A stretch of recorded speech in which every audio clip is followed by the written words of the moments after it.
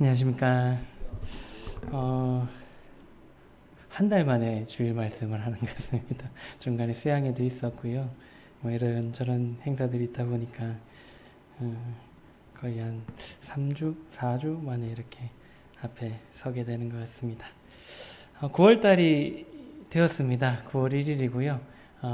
좀 시원해지는 것 같더니 다시 좀 덥다라는 느낌이 조금은 드는 그런 날인 것 같습니다. 뭐 이제 하나님께서 그래도 사계절을 대한민국에 감사하게 주셨기 때문에 좀 불명확해지긴 했습니다만은 또 시간이 지나면 가을이 오게 될 거고 또 겨울이 오지 않을까. 때에 따라 이런 날씨들을 주신 것도 참 감사한 일이다라는 생각들을 해보게 됩니다. 그 희망이 있잖아요. 조금만 있으면 시원해질 거다라는 희망을 가지고 또 하루하루 또 9월을 힘차게 시작하면 좋을 것 같습니다. 오늘은 그 믿음의 유산이라는 제목으로 말씀을 좀 나누면은 좋을 것 같고요. 사람은 이제 죽을 때 유언을 남깁니다. 혹시 어떤 유언을 남길까 한번 고민해 보신 적이 있으실까요?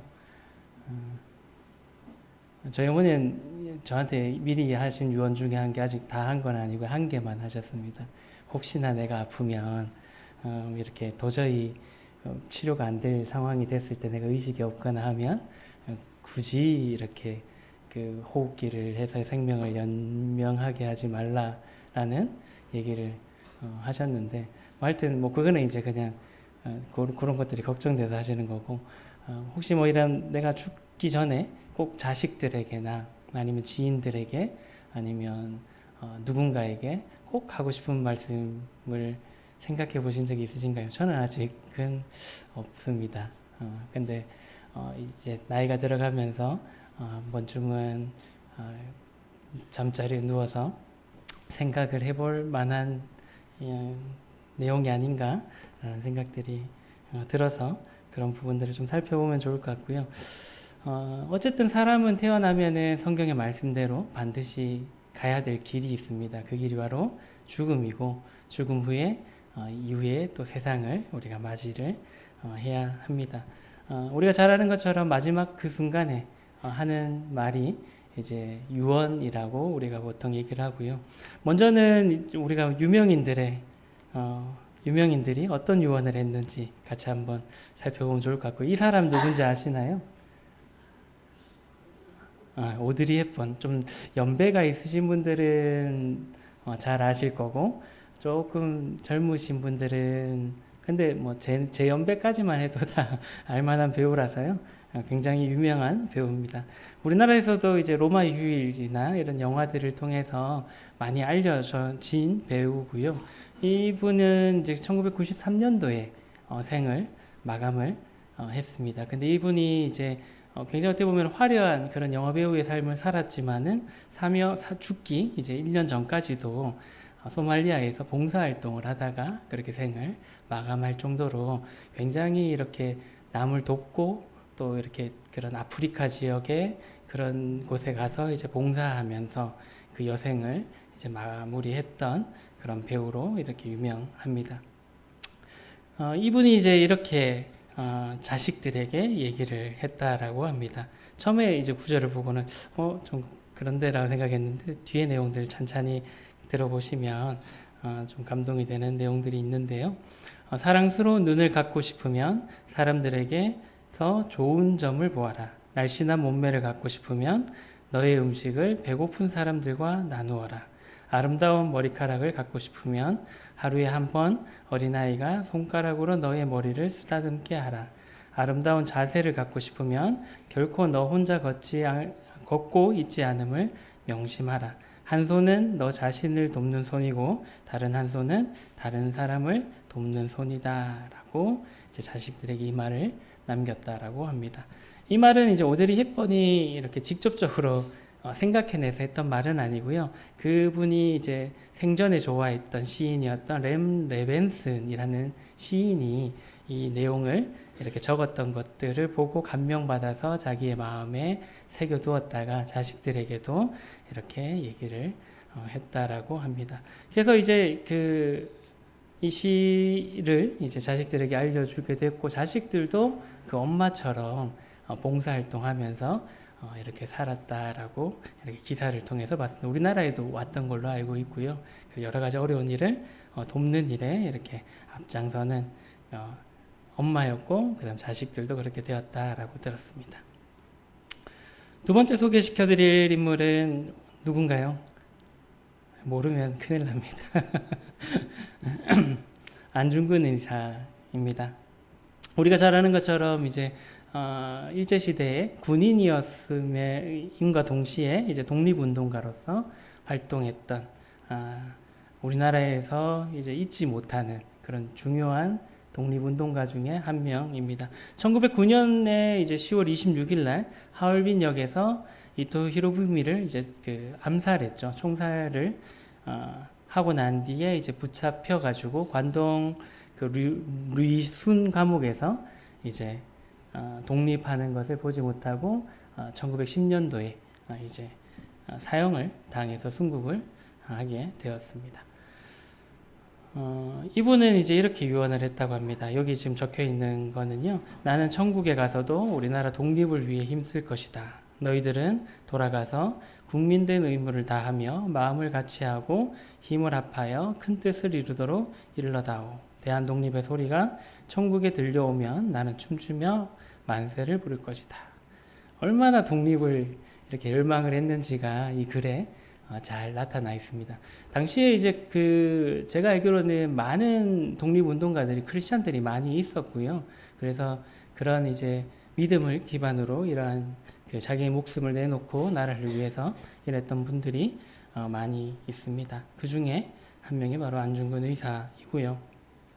그리고 이제 또 이렇게 유언을 했었는데, 이 유언은 이제 지켜지지 못했던 유언이 되어버렸는데, 내가 죽은 뒤에 나의 뼈를 하얼빈 공원 곁에 묻어 두었다가 우리나라가 주권을 되찾거든 고국으로 옮겨다오 라고 유언을 했습니다만, 아직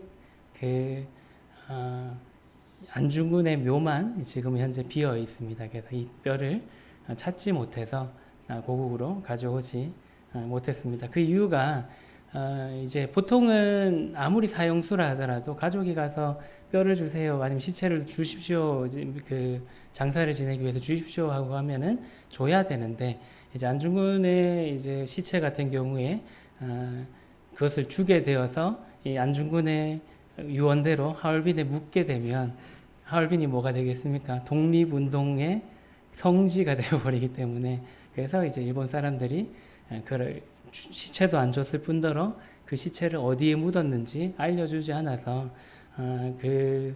사형당했던 리순 근처에, 감옥 근처에 어딘가에 아마 묻혀 있을 거다라고 추정하고 있습니다. 그래서 지금은 이 유언을 마지막 유언을 이제 이루어주지 못하는 그러한 일들이 되어버렸습니다.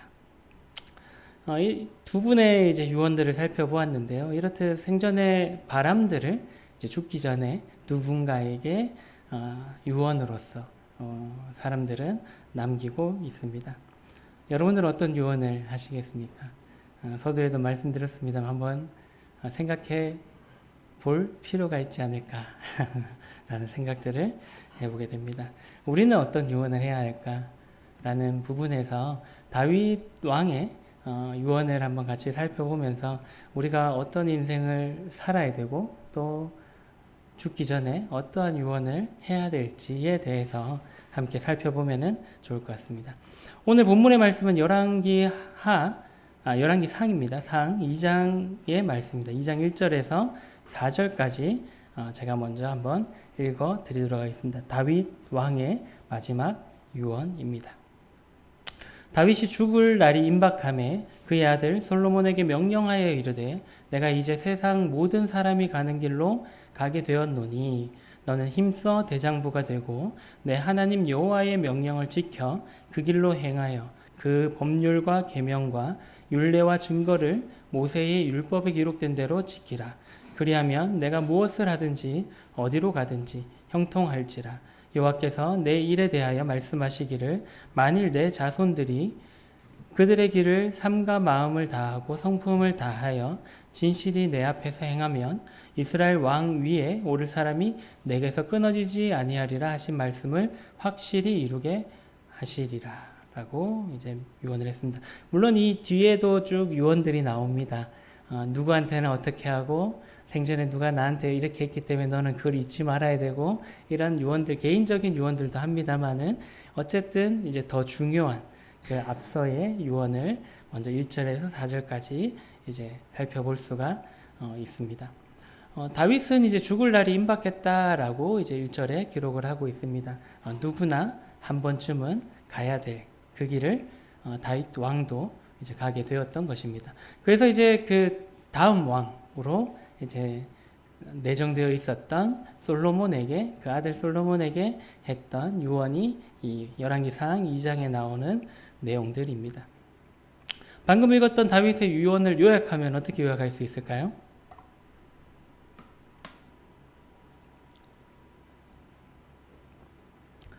한마디로 이렇게 요약을 하면 너도 내가 걸어갔던 그 길을 따라서 살아라 라고 했던 것이다 라고 보여집니다. 자신의 길을 따라 살면 어떻게 된다고요? 자손들이 대대로 그 왕위를 지키게 될 거다. 그래서 너도 나의 길을 따라라 라고 그 아들 솔로몬에게 말했던 것입니다. 성경에 보면은 감히 저는 이제 감이라는 표현을 쓰겠는데요. 나를 따르라, 나를 본받으라 라고 했던 인물들이 있습니다. 또 누가 생각나시나요? 사도 바울도 그렇게 얘기했습니다. 고린도전서 4장 15절에서 16절의 말씀해 보시면 그리스도 안에서 1만 스승이 있으되 아버지는 많지 아니하니 그리스도 예수 안에서 내가 복음으로써 너희를 낳았습니다. 그러므로 내가 너희에게 권하노니 너희는 나를 본받는 자가 되라 라고 사도 바울이 고린도 성도들을 향해서 그렇게 말했습니다. 결코 쉽지 않은 말입니다. 그리고 다윗이 했던 그 유언도 결코 쉽지 않은 유언이다라고 생각을 합니다. 우리는 이제 이런 유언은 해서는 안 된다라고 생각합니다. 어떤 유언일까요? 나처럼 살지는 마라. 자식들을 다 이제 모아놓고 마지막으로 한 말이 내 길을 따라오지 마라. 나처럼 살면 망한다. 나처럼 살지 마라. 라는 후회 섞인 유언을 우리는 하지 말아야 됩니다.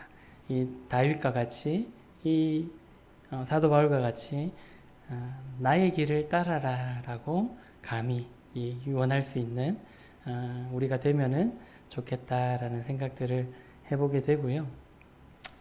그렇다면 이제 다윗이 걸어갔던 그 길은 어떤 길이었는지 또 어떤 본이 되는 삶이었는지를 한번 살펴보게 아까 본문의 말씀을 통해서 살펴보면은 좋을 것 같습니다. 여기서 이제 다윗은 자신의 아들이었던 솔로몬에게 이제 핵심적으로는 두 가지를 이제 말을 해주고 있습니다. 열왕기상 2장 2절의 말씀 다시 돌아와서요. 내가 이제 세상 모든 사람이 가는 길로 가게 되었노니 너는 힘써 대장부가 되고라고 먼저 말했습니다. 다윗은 이제 임종을 앞두고 솔로몬을 이렇게 불렀습니다. 그래서 어떻게 얘기했나요? 내가 이제 세상 모든 사람들이 가는 그 길로 가게 되었다. 내가 이제 곧 죽게 되었다라고 이제 먼저 운을 띄우고요. 그리고 이제 모든 사람들이 한 번은 갔던 그 길을 향해서 가고 있던 다윗은 솔로몬에게 어떻게 얘기했나요? 너는 힘써 대장부가 되라라고 유언을 하였습니다. 표준 세번역에는 이 말씀을 굳세고 장부다워야 한다라고 이렇게 번역을 하고 있습니다. 다윗은 솔로몬에게 첫 번째로 얘기했던 것이 굳세고 강한 남자가 되어야 된다라고 말했던 것입니다. 왜 이렇게 얘기했을까요? 다윗이 경험해봤던 그 왕의 길이, 왕의 그 자리가 결코 쉽지 않은 길이라는 것을 다윗은 너무나 잘 알았을 것입니다.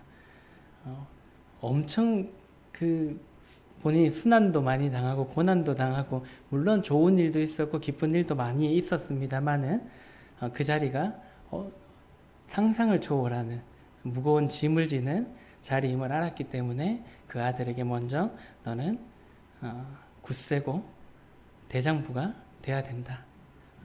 강한 남자가 되어야 된다라고 유언을 했던 것입니다.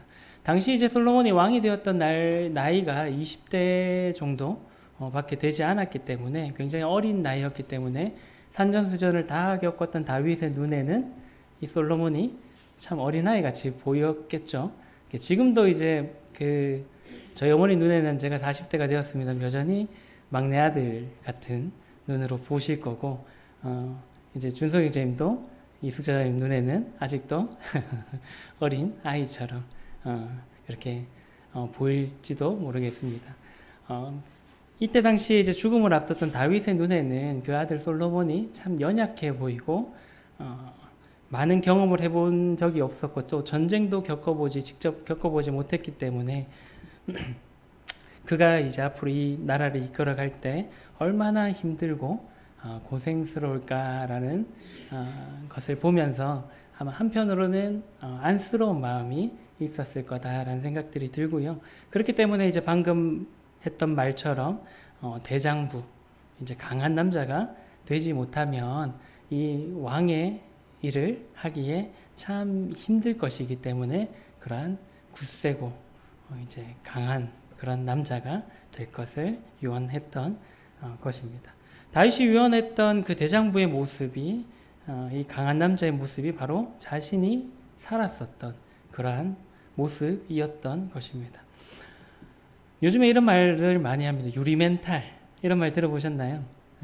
요즘 젊은이들은 많은 젊은이들이 유리멘탈 가운데 있습니다. 이 유리멘탈이라는 말은 이제 작은 일에도 이제 소위 그 멘붕이라고 하죠. 멘탈 붕괴된다는 멘붕이 와서 상처받는 사람들을 일컫는 말이 바로 유리멘탈입니다. 유리는 어떤가요? 떨어뜨리면 깨집니다.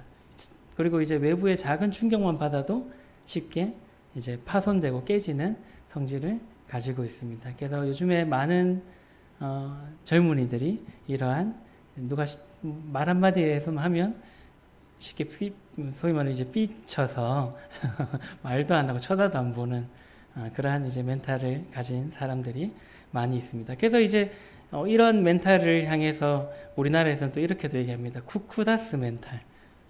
그리고 두부 멘탈. 들어보셨나요? 쿠쿠다스 아시나요? 과자 어디서 나오죠? 혜태 과자인가요? 혜태 건가요? 이렇게 네모나게 여기 지금 그림 오른쪽에 있는 그림처럼 이 봉지를 뜯으면서도 가지가 부서지는 굉장히 조심스럽게 과자를 뜯어도 그 과자가 쉽게 파손되는 그러한 멘탈을 가진 사람들이 지금은 많습니다. 교회 안에서도 마찬가지고요. 그래서 많은 이제 목회하시는 분들이 성도들을 향해서 이런 이제 권면이죠. 좋은 권면을 하더라도 저분 왜 저런 말을 해 하면서 이제 상처받고 교회를 떠나거나 뭐 딴 교회 가면 되지 하고 교회를 옮기거나 하는 일들이 지금은 많이 있습니다. 그래서 지금의 시대는 불안하고 걱정과 두려움이 많은 그런 연약한 시대에 우리가 살아가고 있습니다. 이런 시대를 살아가는 우리 또한 다윗이 솔로몬에게 유언했던 것처럼 강한 그리스도인들이 될 필요가 있다라고 생각이 되어집니다. 모세가 죽고 난 뒤에 새로운 지도자로서 이제 여호수아가 세워지게 되었고요. 하나님의 명령대로 이제 다음 세대들은 여호수아를 필두로 해서 가나안 땅을 정복하게 됩니다. 오늘 주일학교에서도 이 말씀을 살펴보았는데 이때 여호수아도 이제 물론 이제 모세를 따라다니면서 많은 경험을 했습니다만은 많은 걱정과 두려움이 있었을 거다라고 생각을 합니다. 그때 이제 하나님께서 여호수아에게 하신 말씀이 여호수아 1장에 기록되어져 있습니다. 그 중에서 1장 5절에서 9절까지의 말씀 제가 한번 읽어 드리도록 하겠습니다. 내 평생에 너를 능히 대적할 자가 없으리니 내가 모세와 함께 있었던 것 같이 너와 함께 있을 것임이니라. 내가 너를 떠나지 아니하며 버리지 아니하리니 강하고 담대하라. 너는 내가 그들의 조상에게 맹세하여 그들에게 주리라 한 땅을 이 백성에게 차지하게 하리라. 오직 강하고 극히 담대하여 나의 종 모세가 내게 명령한 그 율법을 다 지켜 행하고 우로나 좌로나 치우치지 말라. 그리하면 어디로 가든지 형통하리니 이 율법책을 내 입에서 떠나지 말게 하며 주야로 그것을 묵상하여 그 안에 기록된 대로 다 지켜 행하라. 그리하면 내 길이 평탄하게 될 것이며 내가 형통하리라. 내가 내게 명령한 것이 아니냐. 강하고 담대하라. 두려워하지 말며 놀라지 말라. 내가 어디로 가든지 내 하나님 여호와가 너와 함께 하느니라 하시니라. 방금 읽었던 말씀에서 강하고 담대하라 라고 몇 번이나 말씀하셨나요?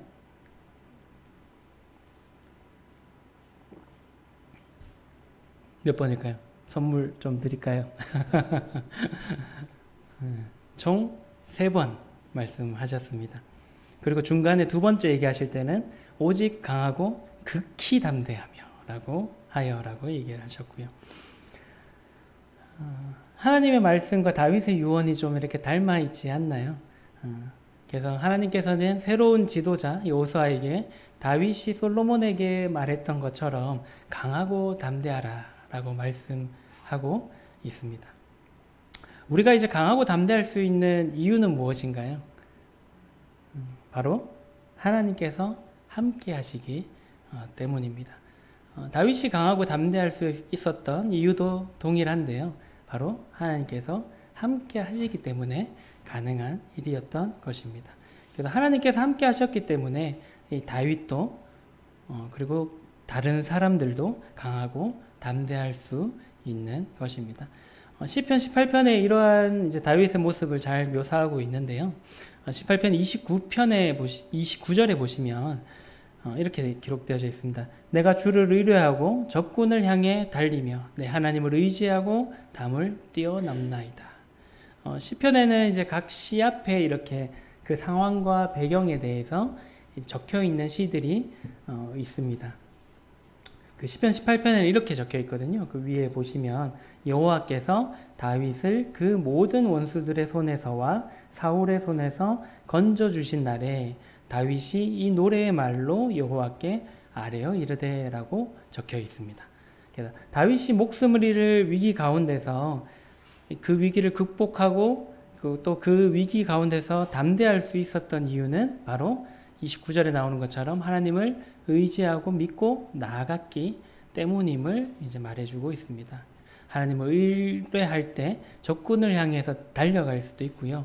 또 하나님을 의지할 때 그 어려움을 뛰어넘을 수 있었던 것을 다윗은 너무나 잘 알았기 때문에 하나님을 의지했던 다윗이 이렇게 강한 남자, 담대할 수 있는 그런 남자가 될 수가 있었던 것입니다. 그래서 이제 그 자신의 힘이 되어 주신 하나님을 향해서 시편에 다윗의 찬양의 고백이 적혀 있는데요. 시편 18편 1절에서 2절의 말씀 보시면 나의 힘이신 여호와여 내가 주를 사랑하나이다. 여호와는 나의 반석이시고 나의 요새시요 나를 건지시는 이시요 나의 하나님이시요 내가 그 안에 피할 나의 바위시요 나의 방패시요 나의 구원의 뿌리시요 나의 산성이시로다 라고 다윗이 하나님께 찬양하며 하나님에 대해서 이렇게 고백을 했던 것입니다. 다 튼튼한 거잖아요. 요새도 튼튼하고요. 방패도 튼튼하고 바위도 튼튼하고 구원의 풀도 되시고 산성도 튼튼한 거잖아요.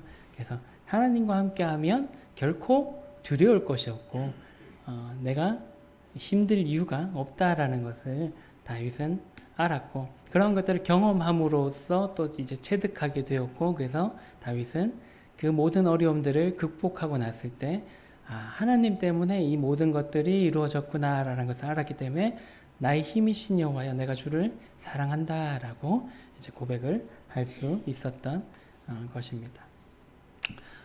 하나님께서 지금 우리에게도 이렇게 요구를 하고 계십니다. 강한 그리스도인들이 되어라.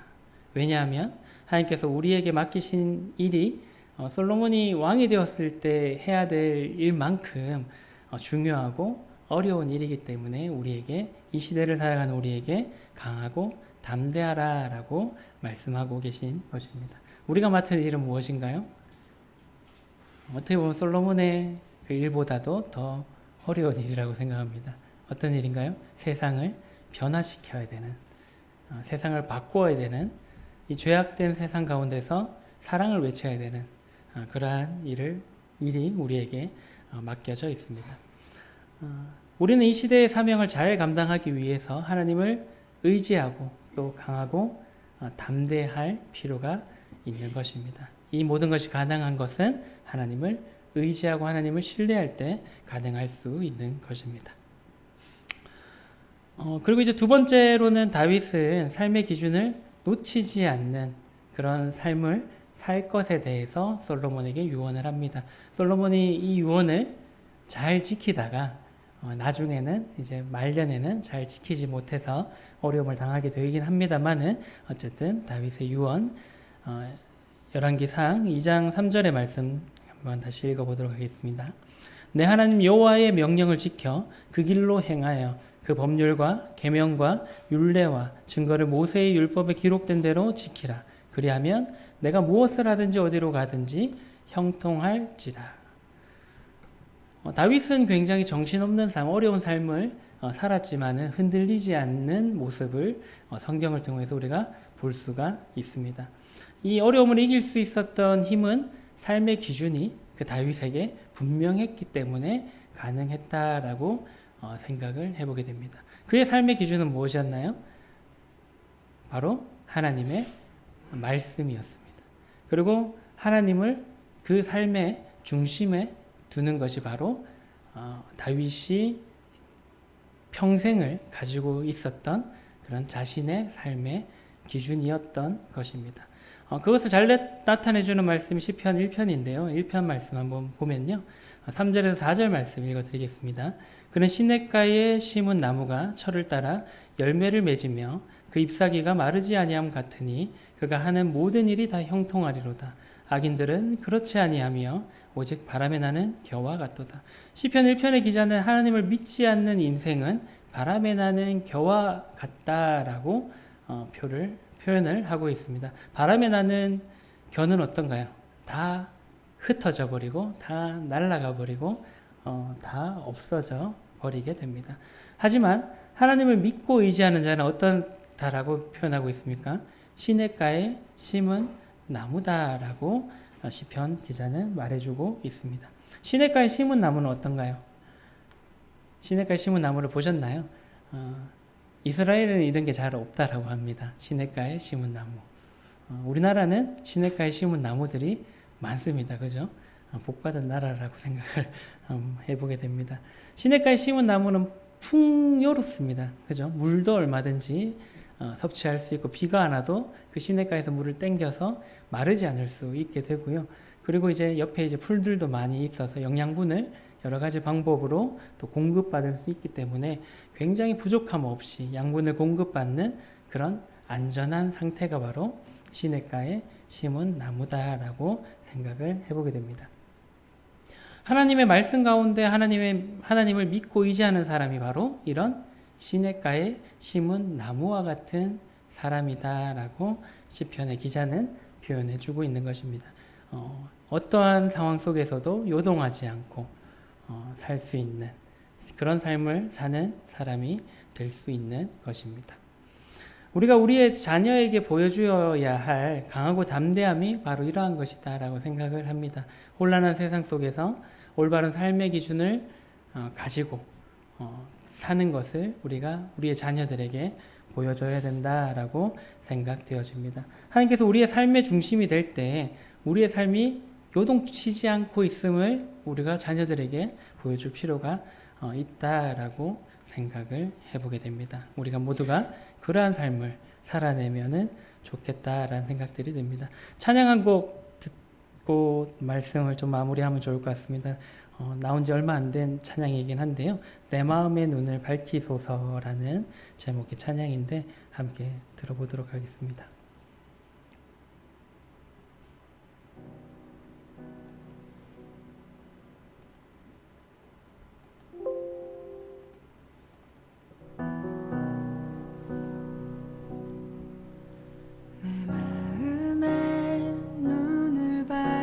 소서 그 부르심의 소망 우리에게 베푸시는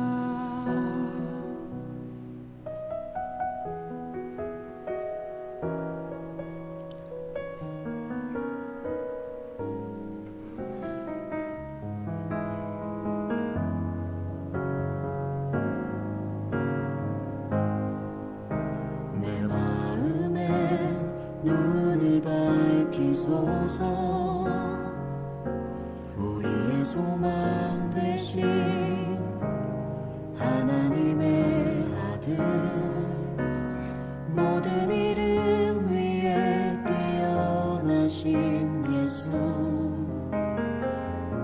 우리가 보게 되길 원합니다. 우리 맘에 눈을 밝히소서 우리를 부르시는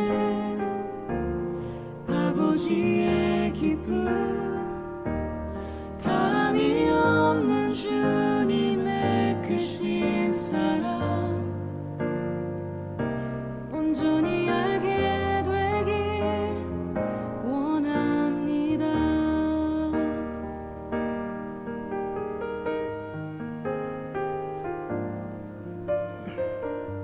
우리는 때로 마음의 눈이 어두워져서 이러한 것들을 보지 못할 때가 많은 것 같습니다. 하나님이 우리에게 해주신 것들, 우리의 소망들, 그런 것들 놓치고 살 때가 많은 것 같습니다. 내 마음에 눈을 밝히소서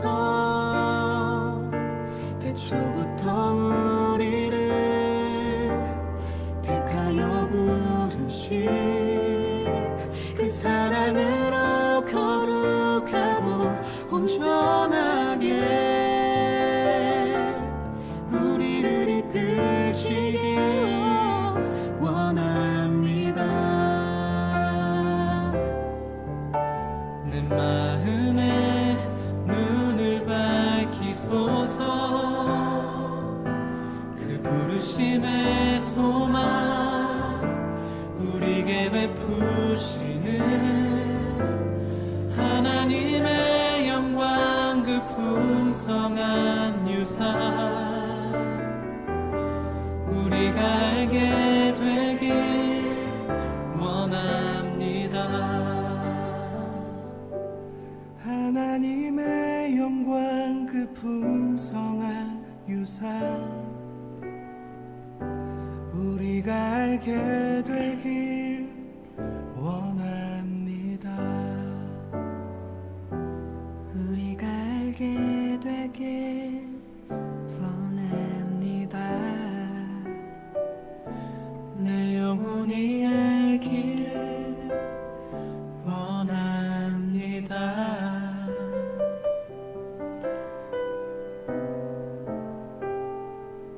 우리가 받은 유산이 참 많습니다. 주님 안에서요. 그죠? 그리고 우리 자녀들에게 이어서 물려줘야 될 유산도 참 많이 있습니다. 근데 우리가 때때로 이 찬양의 가사처럼 마음의 눈이 밝아져서 그런 것들을 봐야 되는데 그렇지 못하고 우리 마음이 닫혀져 가지고 하나님도 보지 못하고 하나님께서 우리에게 보여주신 그런 소망들도 이렇게 놓치고 살 때가 참 많지 않나라는 생각들을 해보게 됩니다. 우리가 먼저 이러한 믿음의 유산들, 하나님께서 보여주신 그런 풍성한 그런 유산들을 제대로 알고 가져야 우리가 이 다윗과 같이 또 당당하게 얘기했던 그 사도 바울과 같이 이러한 위대한 유산들을 우리 자녀들에게 물려줄 수 있지 않나라는 생각들을 해보게 됩니다. 제가 농사는 안 지어봤는데요. 이제 이 감자입니다. 감자 농사를 이렇게 지어보신 분들은 아시겠지만 농사를 짓고 나서 이제 씨감자를 이렇게 남겨 놓으시잖아요. 씨감자는 어떤 감자를 남겨 놓나요? 제일 좋은 걸로 보통 남겨 놓는 걸로 알고 있습니다. 보통은 이제 우리는 생각하기에 농사 안 짓는 저 같은 사람 생각하기에 제일 좋은 거는 팔아야지 돈 많이 받고 팔아야 되는데 이제 보통 보면 농사 짓는 분들은 제일 좋은 거를 따로 빼놓았다가 그거를 이제 놔뒀다가 내년 농사를 위해서 씨감자로 이렇게 남겨 두어야 이제 내년에 더 또 좋은 농사를 지을 수 있고 또 그 농사 가운데서 또 남는 제일 좋은 걸로 다음 해 이렇게 지속적으로 그 농사를 할 수 있다라고 들었습니다. 우리의 믿음의 유산도 같다라고 생각을 합니다. 우리는 우리 자녀들에게 또 믿음의 후배들에게 어떤 것을 남겨주시겠습니까? 종자도 이 씨감자도 제일 좋은 걸로 남겨놨다가 내년 농사를 이을 수 있도록 하는데 우리의 믿음의 유산도 가장 좋은 것으로 남겨져서 이어지도록 해야 되지 않겠나, 그것이 마땅하지 않겠나라는 생각들을 해보게 되었습니다. 그래서 이제 감히 이제 말씀드리고 싶은 건 먼저는 아버지들이 그러시면 좋을 것 같아요. 그래서 형제님들이 먼저 다윗과 같이, 여호수아와 같이, 또 사도 바울과 같이 우리의 눈을 밝혀서 하나님을 먼저 이렇게 바라보고 하나님의 삶의 중심으로 두는 그런 삶을 살아내시면 좋겠다라는 생각들을 해보게 됩니다. 그런 후에 이러한 이제 중심을 가진 아버지들, 형제님들이 각 가정과 그런 교회의 울타리가 이렇게 되면 좋겠다라는 생각들을 해보게 됩니다. 그래서 이제 그러한 삶이 거기서 끝나는 것이 아니라 또 아내에게, 또 자녀들에게, 그리고 다른 성도님들에게 영향력을 끼칠 수 있으면 좋겠다라는 생각들을 말씀을 준비하면서 해보게 되었습니다. 가장 좋은 믿음의 유산은 오늘 말씀드렸던 것처럼 하나님을 삶의 중심에 두고 또 하나님의 말씀을 가까이 하고 그 말씀대로 살아가는, 그래서 이제 그러한 것들로 인해서 강하고 담대하게 살아갈 수 있는 삶을 살아내는 모두가 되면 좋겠고요. 그래서 그러한 삶이 주님 오시는 그날까지 우리 가운데 있었으면 좋겠다라는 생각들을 해보게 되었습니다. 그런 자들을 통해서 이러한 믿음의 유산이, 또 이러한 진리의 복음이, 또 하나님의 사랑이, 또 우리의 사명이 주님 오시는 그날까지 이루어져 갈 수 있으면 좋겠다라는 생각들을 해보게 되었습니다. 우리가 그러한 믿음의 유산을 나와 또 자녀들에게, 또 옆에 있는 성도들에게 나누어 줄 수 있는 삶을 사는 모든 성도님들이 되시면 좋겠습니다. 네, 기도하고 시간 마치도록 하겠습니다. 사랑해 주님 감사를 드립니다. 저희들을 구원해 주시고 저희에게 큰 소망을 우리에게 주심에 감사를 드립니다. 또한 저희들에게 이런 믿음의 유산을 남겨주셔서 이 유산들을 이어갈 수 있도록 하심에 감사를 드립니다. 저희들이 하나님을 저희 삶의 중심에 두고 또 하나님의 말씀을 저희 삶의 중심에 두고 그로 인해서 우리가 담대하고 강하게 이 시대를 살아갈 수 있는 모두가 될 수 있도록 인도하여 주시기를 또한 원합니다. 그래서 하나님께서 우리에게 맡기신 그 사명을 주님께서 오시는 그날까지 저희가 잘 감당하고 잘 해나갈 수 있도록 인도하여 주시기를 원하고, 각 가정과 저희 교회를 통해서 그러한 일들이 이루어질 수 있도록 은혜를 베풀어 주시기를 원합니다. 이 악하고 참 하나님이 싫어하는 것들을 해나가는 이 세대에서 저희들 자녀에게 무엇을 남겨줄까를 생각해 볼 수 있는 시간을 주시면 감사를 드리고, 저희들이 하나님께로부터 받은 그 믿음의 선배들로부터 받은 그 믿음의 유산을 주님 오시는 날까지 잘 지킬 수 있도록 또한 인도해 주시기를 원합니다. 참 저희들을 통해서 또 저희 교회를 통해서 하나님께서 영광 받으시기를 또한 원합니다. 감사를 드리며 예수님 이름으로 기도드렸습니다. 아멘. 네, 감사합니다.